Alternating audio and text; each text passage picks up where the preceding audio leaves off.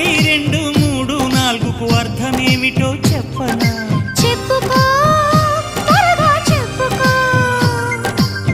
ఒకటంటే ఒకటిగా అడుగేద్దాం,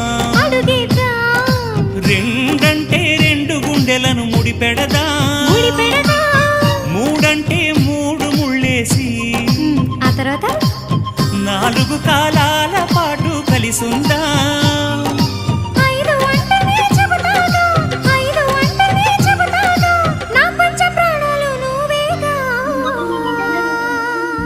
అమ్మావు ఇల్లు ఈగ చదివానాడు,